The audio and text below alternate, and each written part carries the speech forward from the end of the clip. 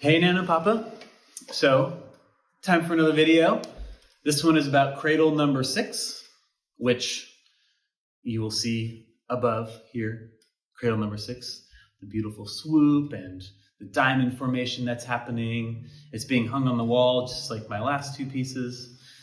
And I decided that these pieces that are kind of like mobiles on the wall, but they don't move. They're kind of like stables, but they have a certain balance that's happening, but I needed a name. And so I decided to go with Cradle because it's holding tension, it's holding weight, it's holding the balance, but it's doing it in a beautiful kind of caring way.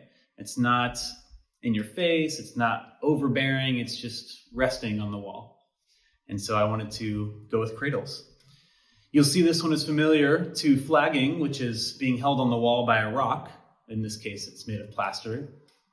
And I decided to try black and white again. I haven't done black and white since undergrad, really. And you probably remember my drawings that I gave to you. But it was actually really exciting to get back into such a stark contrast of colors in this piece. You know, the colors I decided, all the blues and the pinks and the yellows, was really a response to Seattle because it was so gray there. But now that I'm in LA, it's really sunny, I'm doing better, I'm a little happier.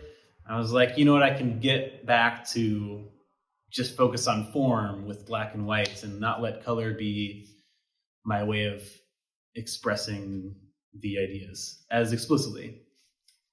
But I think with this piece, the black and white certainly has a duality. There's a black and a white that kind of looks like a sunrise, sunset, yin and yang, up and down, to and fro. A similar thing that has been happening with these pieces, right? There's like a tension and a balance that's at play. And I think the idea of cradle is prevalent in this piece in particular because if you notice, there's actually a rock that's being held by the two knits that are being stretched across this entire piece. And then there's like a little pocket that this rock is being held in. And I think at least this is a new thing, having rocks in my work, but I've been thinking a lot about the core of a piece. What is the weight, the meaning of a work? Does it have a manifestation? And right now I'm thinking maybe, a rock that is just found on the ground or sent to me by a friend. Maybe this rock can be the personality or the soul of the piece. And so that's this piece and how it started. But when I look at this piece, I have a hard time putting words to it. I can talk about its form and I can talk about what's happening, but I think the meaning for me is actually more of a feeling.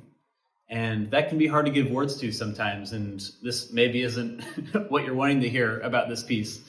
But I think this piece actually gives me like a primitive, primordial feeling. Like it has like life and death in it that is just, I just like feel it in here when I look at it. And I think part of that is because of how stark and dark gray this matte kind of black, dark gray paint is, and how contrast that is to the off-white of the knit as well as the white rock.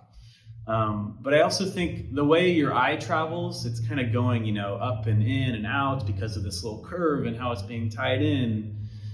And I guess I'm curious, what does it make you feel when you look at it? Does it make you think about anything? Does it make you, I don't know, what do you see that makes you feel that way? What do you see that makes you think that? This is actually something I learned while working at the Contemporary Austin when I was working with kids as a docent. And there's a name for this method, and I can't remember, but it's a way of just affirming what you see and what you feel, and then you actually speak out loud what it is that's making you feel that way. And like I said, like the way that the dark gray is swooping in and out and holding it makes me feel like a beginning and an end that are infinite, which, is maybe esoteric again and, abstract, but I think that's some of the art I make is abstract. And I mean, I guess all of the art I make is abstract, but this one in particular, I'm having a hard time putting words to, and I think that's okay. So I hope that at least gives you a little bit of a handhold or a foothold to look at this piece and enjoy it with your brain as well as with your eyes, and maybe with your heart. So anyways, love y'all, and I'll talk to y'all soon.